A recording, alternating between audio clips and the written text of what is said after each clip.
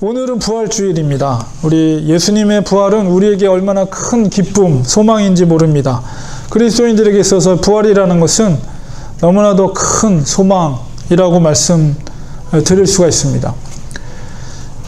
말씀을 준비하면서 저는 근데 곰곰이 한번 생각해 봤습니다. 부활이 그리스도인들에게 있어서 너무나도 놀라운 기쁨이며 소망임에는 틀림이 없는데 왜 우리들은 평소 부활에 대한 소망이나 기쁨보다는 우리 눈앞에 있는 현실에 더 마음을 쉽게 빼앗기는 것일까? 부활의 소망보다 현재 앞에 있는 어려움과 고난 앞에 더 쉽게 우리가 마음을 빼앗기는 것일까? 부활에 대한 소망보다도 당장 먹고 사는 문제에 더 마음을 우리가 빼앗겨 버립니다. 그리고 그런 생활을 하는 데 있어서 어려움 속에서 하루하루마다 힘겨워하는 우리의 모습을 보게 됩니다. 고난주간이 끝나고 오늘은 부활의 아침을 맞이했는데도 저는 여전히 이 고난의 문제를 오늘 다루려고 합니다. 이 특히 고린도 후서를 통해서 바울이 경험한 이 고난의 문제를 통해서 부활의 은혜를 다시 생각해 보고자 합니다. 이 고린도 후서는 보통 바울의 눈물의 서신이라고 합니다. 왜 그렇습니까? 고린도 후서 2장 4절에 보면 그의 심정의 고백을 말하고 있는데요. 고린도 후서 2장 4절에 내가 마음에 큰 눌림과 걱정이 있어 많은 눈물로 너희에게 썼노니 이는 너희로 근심하게 하려 한 것이 아니요 오직 내가 너희를 향하여 넘치는 사랑이 있음을 너희로 알게 하려 함이라. 고린도 성도들에게 바울은 눈물로 편지를 썼다라고 이렇게 고백하고 있습니다. 그만큼 바울이 고린도 성도들을 사랑했다는 표현이겠죠. 고린도 후서의 전체적인 내용은 고린도 전서와는 사뭇 내용이 다릅니다. 고린도 전서가 목회적인 관점 속에서 고린도 교회에 있었던 여러 가지 다양한 문제들에 대한 대책, 그 목회적인 바울의 생각들을 전한 가르침을 준 편지라고 한다면 고린도 후서는 바울의 사도권이나 혹은 바울의 지도자로서의 어떤 자질에 대해서 문제를 제기하고 도전을 했던 그런 세력들이 교회 안에 있었는데 그들에 대한 바울의 변증을 담은 편지가 고린도 후서입니다. 그래서 바울이 눈물로 편지를 썼다라는 의미 속에는 사랑과 함께 바울의 진심과 또한 안타까운 마음, 이런 감정이 녹아져 있다고 볼 수 있죠. 이 고린도 교회에 들어가 있었던 거짓 교사들의 영적인 공격은 근본적으로 바울의 사도권에 대한 사도성을 훼손함으로 인해서 그가 이전에 고린도 성도들에게 전했던 복음에 대한 신빙성에 대해서 문제를 제기하려는 의도가 담겨져 있어요. 그래서 이 거짓 교사들이 바울을 향해 공격했던 여러 가지 핵심적인 요점들이 있는데요. 몇 가지 그들이 공격했던 요점이 뭐냐면 첫 번째 이제 고린도후서 3장 1절에 보면 바울이 이런 말을 합니다. 우리가 다시 자천하기를 시작하겠느냐? 우리가 어찌 어떤 사람처럼 추천서를 너희에게 붙이거나 혹은 너희에게 받거나 할 필요가 있느냐? 이런 말을 하거든요. 그러니까 바울을 공격했던 거짓 교사들이 언급했던 건 뭐냐면 추천서에 대해서 얘기를 해요. 이게 무슨 말이냐면 너가 진짜 사도라면 누구에게 추천서를 받았느냐 이거예요. 아마도 이 거짓 교사들은 예루살렘의 어떤 영적인 지도자들로부터 추천서를 받아 가지고 와서 교회 안에서 그것을 내밀었던 것 같아요. 그러면서 자기 자신이 사도 바울보다도 더 인정받는 사람들로부터 추천서를 받았다 라면서 이제 바울을 대적하는 거죠. 오늘날에도 보면 목회자들이 꼭 이런 분들도 있습니다. 인지도 높은 사람들이랑 사진을 찍어서 액자를 붙여놓고 무슨 장이다 아니면은 무슨 박사학위를 벽에다 다 붙여놓고 뭔가 자기 자신을 소개할 때 그런 것들을 노골적으로 내가 이런 사람이야 말은 안 하지만 그런 벽에 붙여있는 그런 것들을 통해서 스스로 자랑하듯이 스스로를 나는 이런 사람이다 높이는 경향들이 있는데, 이 초대교회 당시에도 역시 그런 지명도 있는 사람들로부터 추천서를 보여주면서 자기가 사도로서의 어떤 권위를 인정받는 사람이라고 이렇게 이야기하는 사람들이 있었던 것 같습니다. 그런데 사실은 진짜 믿음의 거장들은 사실 그런 것들이 별로 중요하지 않아요. 성도들과의 관계 속에서 얼마나 영적인 권위를 가지고 그들에게 살아있는 복음으로 그들을 지도하고 그들과의 관계 속에서 진정 생명력 있는 복음으로 그들에게 전하고 그들을 지도했는가. 이게 진짜 중요한 것이죠. 바울이 바로 그런 사람이었습니다. 그러나 이 추천서에 대해서 언급을 하고, 또 거짓 교사들은 또 어떤 바울의 약점을 지적하냐면 대중 앞에서 연설하는 기술이 부족하다고 공격했습니다. 아마도 바울은 글보다는 말에 있어서 연약함이 있었던 것 같아요. 그러니까 언변에 있어서 능력이 조금 글보다는 좀 약했던 것 같아요. 그런 것에 대한 공격. 그리고 또 한편으로는 사도로서 어떤 영적인 체험이 부족하다. 바울이 그런 얘기를 평소에 잘 안 했기 때문에. 그리고 고린도 교회 재정, 헌금을 이제 수령해서 예루살렘 교회에 이렇게 지원하는 헌금을 이렇게 걷는 일들을 해왔는데, 그런 것에 대해서 의심적인 이야기들을 또 바울에 대해 공격을 했어요. 결과적으로는 고린도 성도들과 바울 사이를 이간질하면서 그 두 사이에 있었던 신뢰의 문제에 금을 가게 하고 틈을 생기게 해서 결국 이들이 의도적으로 공격하는 목적이 무엇입니까? 그것은 바울과 고린도 교회의 관계를 끊어버리고 그 속에 자기들이 들어가서 교회 주도권을 자기들이 갖겠다는 것이죠. 가장 심각한 문제는 뭐냐면 이 거짓 교사들이 이런 추천서를 내밀고 성도 교회 안에 들어와서 그 다음에 아주 세련된 웅변술, 사람들을 휘어잡는 웅변술과 그 다음에 무아지경 속에 있는 체험들, 신비한 체험들을 이야기하고 어떤 계시들, 이런 것들을 사람들한테 과시하면서 청중들의 마음을 흔들어서 그 마음을 빼앗고 그 속에 무엇을 전했냐면 다른 복음을 전했다는 거예요. 고린도후서 11장 4절에 바울이 이렇게 말합니다. 만일 누가 가서, 여기서 누가라는 것은 거짓 교사들을 말하는 거예요. 우리가 전파하지 아니한 다른 예수를 전파하거나 혹은 너희가 받지 아니한 다른 영을 받게 하거나 혹은 너희가 받지 아니한 다른 복음을 받게 할 때는 너희가 잘 용납하는구나. 이게 그런 것들을 수용하려고 하는 어떤 사람들에 대해서 사도 바울이 그들을 질책하면서 하는 말입니다. 오늘 본문 속에서 1장 초반부의 본문 속에서 사도 바울이 고난에 대한 문제를 먼저 언급하고 있는데요. 바울이 많은 고난을 당했습니다. 그에게 있어서 그런데 그 많은 고통과 고난 가운데 가장 큰 고통이 무엇이었을까? 이런 것을 생각해 보았습니다. 과연 무엇이 그를 가장 고통스럽게 했을까? 근데 우리가 그것을 이해하려면 반대로 사도 바울에게 있어서 사역의 가장 큰 보람이 무엇인가? 이런 걸 생각해 보면, 그것을 역으로 생각해 보면 사도 바울에게 있어서 가장 큰 고통이 무엇인지를 우리가 짐작할 수가 있습니다. 사도 바울에게 있어서 가장 큰 사역의 보람은 무엇이겠어요? 그것은 목양받는 성도들이 바로 복음 안에서 흔들림 없이 믿음 안에서 말씀대로 살아가는 것, 그런 것을 행하는 것을 보았을 때 아마 사도 바울은 가장 보람이 될 것입니다. 반대로 성도들이 바른 복음에 서 있지 않고 믿음에서 이탈된 삶을 살고 있다면 그것만큼 사도 바울에게 있어서 힘든 고통은 없었을 것입니다. 오늘 바울이 말한 다른 복음의 이야기를 하는 것, 그래서 사도 바울이 고린도 후서를 통해서 자기의 사도성을 증명하는 이유도 바로 그것 때문에 그런 거예요. 다른 복음이 그 안에 들어가서 교회를 오염시키지 않게 하기 위해서.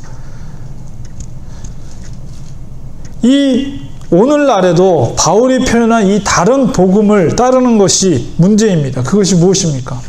그것은 그리스도를 위한 것이 아니라 그리스도를 나타내려는 것이 아니라 자기 자신을 나타내는 거예요. 거짓 교사들이 왜 주도권을 가지고 그 교회를 주도권을 가지고 사도 바울의 관계를 끊으려고 하는 거냐면 예수 그리스도의 영광을 돌리는 것이 아니라 자기 자신이 기득권을 가지고 그 속에서 자기 자신이 나타나려고 하는 의도죠. 바로 다른 복음을 따른다는 것은 이와 같이 예수 그리스도를 위한 것이 아니라 자기를 위한 삶을 사는 거예요. 말은 그렇게 하지 않지만 예수님보다도 자기 자신을 더 믿으면서 교회를 다니는 것입니다. 그러면서 전혀 문제의식을 갖지 않아요. 그 신앙의 태도에 대해서. 자기 자신을 더 믿으면서 예수님을 잘 믿는 것처럼 가장하는 그런 모습. 그 행위의 열매가 무엇입니까? 자기 자신의 생각이 교회 생활의 절대적인 판단 기준이 됩니다. 그래서 그렇게 행하지 않으면 다 공격을 해요. 다 지적을 합니다. 자기 이름이 또한 사람들 앞에서 나타나는 것을 좋아합니다. 자기의 성공을 위해서 신앙을 가져요. 신앙을 복을 받기 위한 수단으로 여깁니다. 절대로 말은 그렇게 안 하죠. 사람들 앞에서. 오히려 예수님 사랑해요. 예수님이 최고예요. 그렇게 말합니다. 교회에서 찬양할 때도 혼자 다 하늘의 은혜를 다 받는 표정을 지어요. 그러나 행동은 그렇게 하지 않습니다. 교회 밖에 나가면 온 몸에 가시를 달고 다닙니다.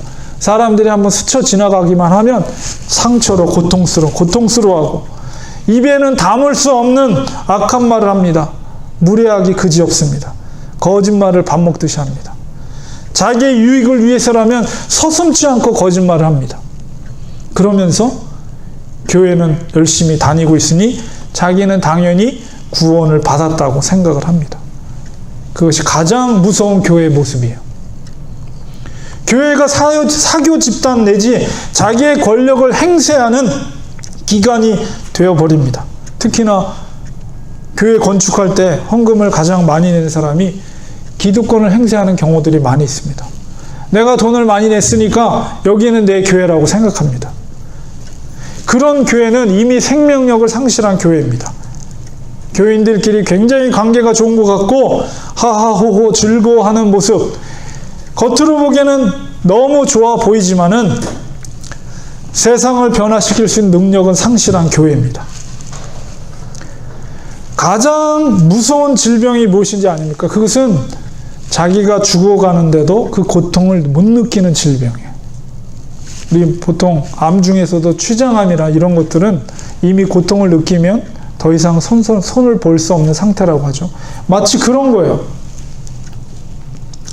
자기가 죽어가는데도, 병이 걸려있는데도 전혀 인지를 못하고 스스로 구원받았다고 착각하는 성도들이 모여있는 공동체. 겉으로 보기에는 아무 문제없고 멀쩡해도 그런 교회 공동체는 이미 생명력을 상실한 교회입니다. 생명력이 상실되었다는 것은 하나님의 손길이 그 교회에 머무르지 않는다는 것입니다.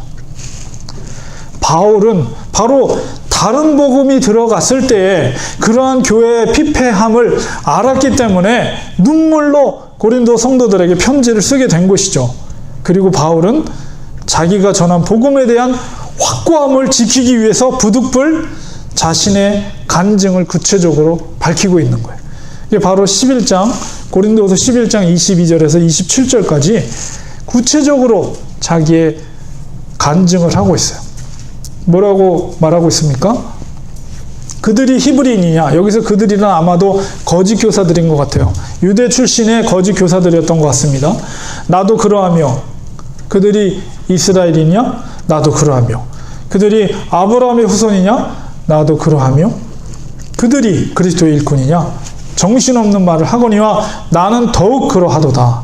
내가 수고를 넘치도록 하고 옥에 갇히기도 더 많이 하고 매도 수없이 맞고 여러 번 죽을 뻔하였으니 유대인들에게 40에서 하나 감한 매를 5번 맞았으며 3번 태장으로 맞고 1번 돌로 맞고 3번 파손하고 일주야를 깊은 바다에서 지냈으며 여러 번 여행하면서 강의 위험과 강도의 위험과 동족의 위험과 이방인의 위험과 신의 위험과 광야의 위험과 바다의 위험과 거짓 형제 중에 위험을 당하고 또 수고하며 애쓰고 여러 번 자지 못하고 줄이며 목마르고 여러 번 굶고 춥고 헐벗었노라.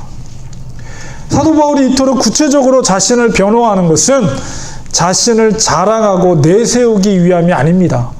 그것은 바로 자신의 사도 직분이 의심을 받게 되면 그동안 고린도 성도들에게 전하고 가르친 복음이 뿌리채 흔들릴 것을 염려했기 때문이에요. 그래서 복음의 순수성을 지키는 것이 얼마나 중요한 것인지를 바울은 심각하게 생각하고 자기가 간증을 하고 있는 것입니다. 이런 고난에 대한 바울의 기본적인 이해를 가지고 오늘 읽었던 본문을 살펴보겠습니다. 오늘 본문에서 바울은 그가 당했던 고난을 그리스도의 고난이라고 표현하고 있어요. 1장 5절에 보면 그리스도의 고난이 우리에게 넘친 것 같이 우리가 받는 위로도 그리스도로 말미암아 넘치는도다. 여기서 말하는 그리스도의 고난이라는 것은 예수님께서 골고다에서 받으셨던 고난을 의미하는 것이 아닙니다. 이 그리스도의 고난이라고 표현한 것은 정확하게 표현하면 그것은 사도 바울과 그의 동역자들이 당했던 구체적인 고난을 의미해요. 조금 더 확대하면 바로 믿음의 공동체, 바로 교회가 당한 고난을 그리스도의 고난이다 이렇게 표현하고 있어요. 왜 바울은 그 공동체가 받은 고난을 그리스도의 고난이라고 표현했습니까? 그것은 바로 교회의 고난, 곧 성도들의 고난이 곧 그리스도께서 함께 받는다는 것을 의미하는 거예요.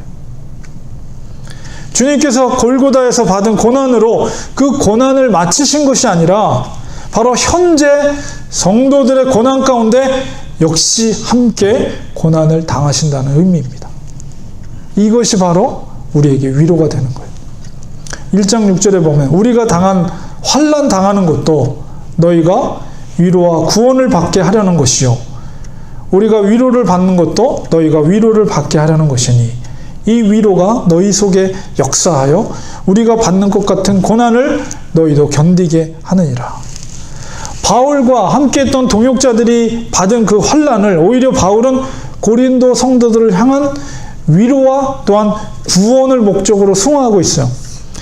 바울이 경험한 고난은 곧 성도들에게 본이 되어서 그리스도의 고난임을 체험케 하는 것이죠. 먼저 사도 바울이 경험했던 이 고난 속에서 이것이 그리스도의 고난임을 깨달은 거예요. 내가 고난받는 것은 곧 예수 그리스도께서 동시에 같이 고난을 받는 것이라는 것을 알게 된 것이죠. 그것을 간증함으로 고린도 성도들에게도 고난받고 있을 때 그 고난은 그리스도의 고난이다. 오늘날 우리도 마찬가지예요. 우리가 고난받고 있다면 그것은 우리만의 고난이 아니라 바로 예수 그리스도의 고난이라는 거예요. 교회의 고난은 그리스도의 고난이라는 거예요. 이 영적인 의미를 우리는 깨달아야 됩니다. 그 영적인 원리를 깨달을 때 우리는 그리스도의 고난을 통해서 또한 그리스도로 인한 위로를 우리가 받게 되는 거예요. 소망을 갖게 되는 거예요. 바울이 경험했던 고난을 바울은 다음과 같이 8절 9절에서 우리가 이어서 말하고 있어요. 형제들아 우리가 아시아에서 당한 환난을 너희가 모르기를 원하지 아니하노니 힘에 겹도록 심한 고생을 당하여 살 소망까지 끊어지고 우리는 우리 자신이 사형 선고를 받은 줄 알았으니 이는 우리로 자기를 의지하지 말고 오직 죽은 자를 다시 살리시는 하나님만 의지하게 하심이라. 여기서 말하는 아시아에서 바울이 당한 환난이 정확하게 어떤 사건인지는 알지 못하지만 우리가 앞서서 살펴봤던 11장 23절 27절에서 바울이 증거한 그 고난줄 중에 몇 가지였을 것이라고 우리 짐작할 수가 있습니다. 바울은 사형 선고를 받은 것으로 그것을 표현하고 있어요. 9절에 사형 선고를 받은 사람의 심정이 어떤지 우리가 경험하지 않으면 알지 못합니다. 사실 저도 경험해 보지 못했기 때문에 감히 어떻다고 말씀드릴 수가 없습니다. 죽음 앞에 있는 사람의 심정이 어떨까? 저는 지난주에 그 사형 선고를 받은 한 분을 만났어요. 수요일날 요쿠슈빌리지에 가서 사역을 하면서 어니스트, 또 컨이라는 부부를 만났습니다. 그 어니스트 남편이 이제 75세예요, 나이가. 그리고 두 부부가 50여 년 이상 부부 생활을 했습니다. 젊은 시절에 감옥에도 어니스트는 갔다 왔고, 감옥에서 예수 그리스도를 영접하게 되고, 그 이후로 예수 그리스도를 신실하게 섬기는 하나님의 귀한 종이 되었어요. 그리고 은퇴를 하고 평생 목공 일을 하다가 이제 은퇴를 하고 이제 은퇴 삶을 보내면서 그 아내였던 컨이라는 부인을 만났는데 아메리칸 인디언이었어요. 그런데 2개월 전에 의사로부터, 그러니까 그 전에는 자궁암으로 수술을 받고 자궁을 드러내고 항암 치료를 받고 완전히 치유가 됐었는데 다시 재발이 되면서 이게 암이 전 몸으로 다 전이가 돼버려서 결국 의사로부터 2개월 전에 6개월밖에 이제 살지 못한다는 사형 선고를 받게 됐어요. 그러니까 2개월이 지났으니까 이제 남아있는 생애는 4개월밖에 남지 않은 삶을, 그런 두 부부를 만났습니다. 두 분을 만났는데 그분의 얼굴 속에서, 그분의 얼굴과 눈빛 속에서 얼마나 광채가 나는지 몰라요.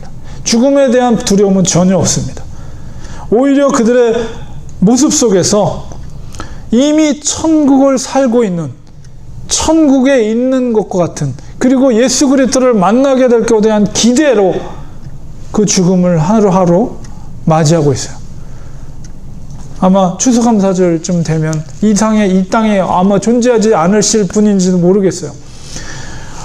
어쨌든 그 사형 선고 받은 그분, 그러나 그 사역의 현장 속에 같이 와서 같이 기도하고 사역에 동역을 했습니다. 그 속에서 저도 많은 것을 깨닫게 됐는데요.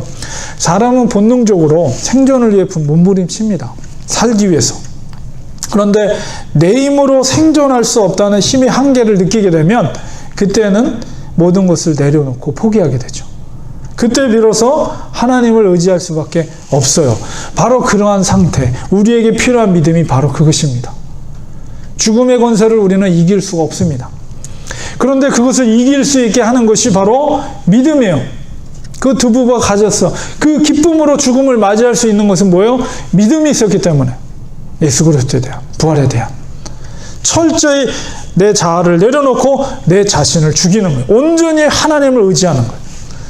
그래서 바울은 로마서에서 나는 날마다 죽노라 고백하죠. 왜 그렇습니까? 내가 죽어질 때 그리스도 안에서 하나님의 능력으로 다시 살아나기 때문입니다. 이것이 바로 그리스도인의 능력입니다. 이 믿음이 있을 때 죽음의 권세도 이길 수 있는 것입니다. 내가 죽음의 사형 선고를 받아도 담대할 수 있는 것이 바로 그 믿음이 있기 때문에 바울은 고린도후서 13장 마지막 장이죠. 4절 5절에 이와 같이 말합니다. 고린도후서 13장 4절 5절에 그리스도께서 약하심으로 십자가에 못 박히셨으나 오직 하나님의 능력으로 살아 계시니 우리도 그 안에서, 그가 누구예요? 예수 그리스도. 우리도 예수 그리스도 안에서 약하나 너희에 대하여 하나님의 능력으로 그와 함께, 예수 그리스도와 함께 살리라. 이게 그리스도의 능력, 복음의 능력, 부활의 능력입니다. 그러므로 이어지는 말씀 속에 13장 5절에 너희가 이 믿음 안에 있는가? 너희 자신을 시험하고 너희 자신을 확증하라. 예수 그리스도께서 너희 안에 계신 줄을 너희가 스스로 알지 못하느냐? 그렇지 않으면 너희는 버림받은 자니라.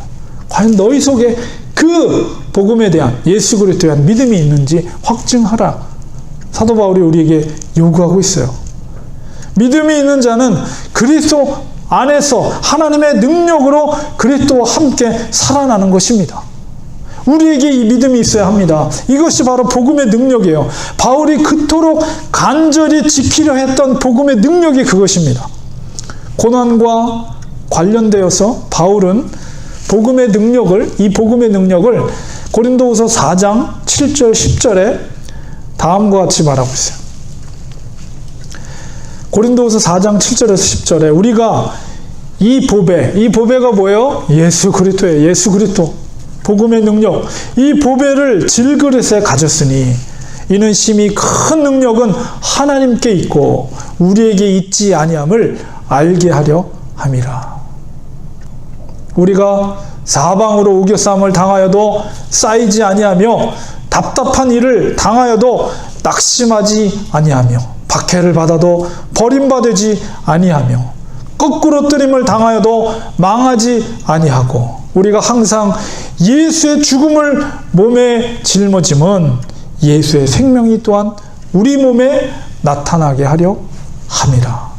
이게 복음의 능력이에요. 부활의 능력이고 예수의 생명이 바로 우리 몸에 나타난다는 것은 바로 이 믿음이 있을 때 지금 우리가 고난 가운데 있을지라도 그리스도 안에서 위로를 받는 것이며 장래의 부활에 대한 소망을 갖게 되는 것입니다.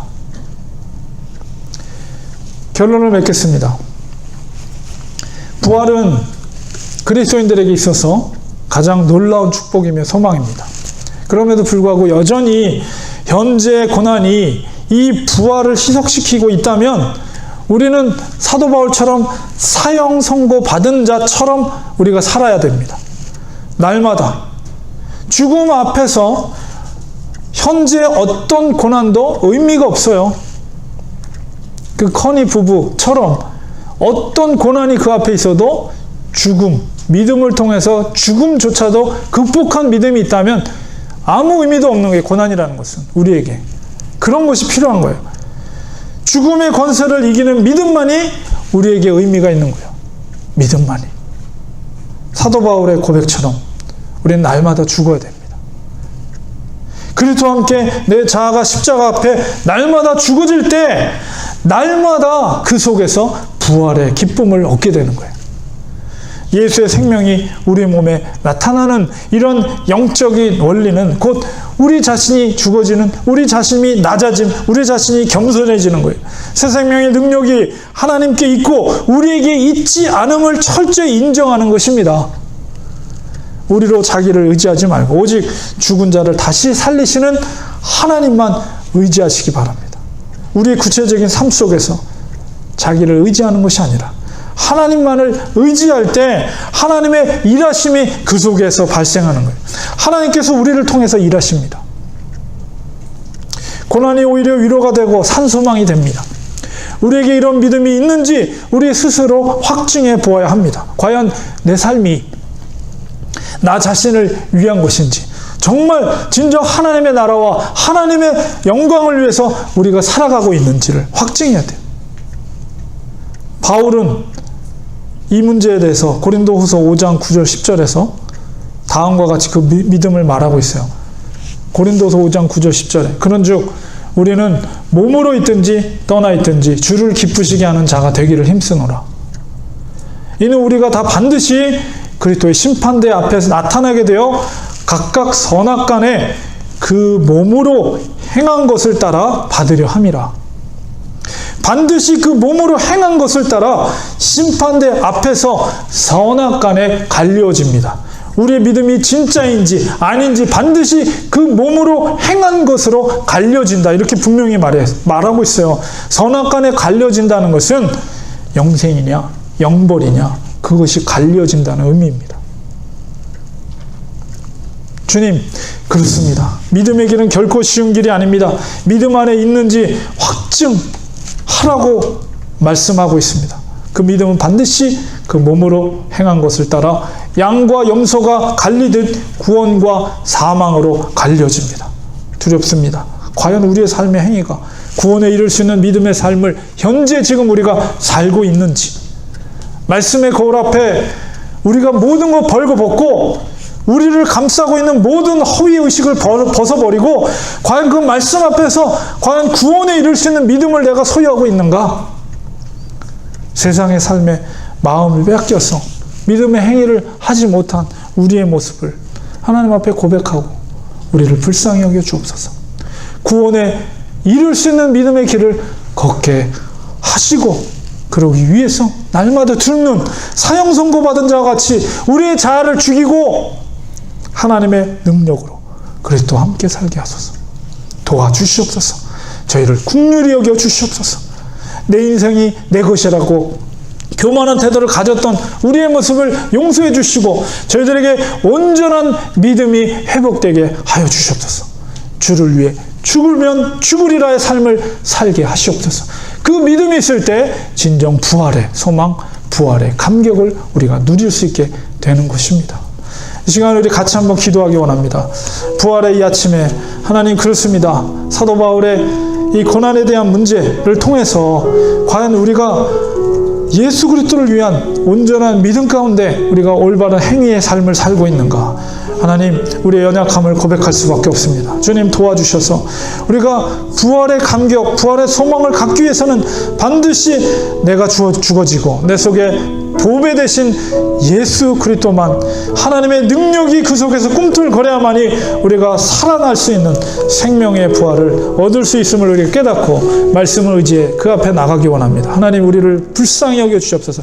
우리 다 같이 1, 2분 정도 우리 같이 한번 기도하겠습니다. 기도합니다. 하나님 아버지, 부활의 능력, 생명의 능력은 우리에게 있는 것이 아니라 오직 예수 그리스도께 있음을 고백합니다. 하나님, 이 시간 주님 앞에 나아갑니다. 아버지 도와주시옵소서.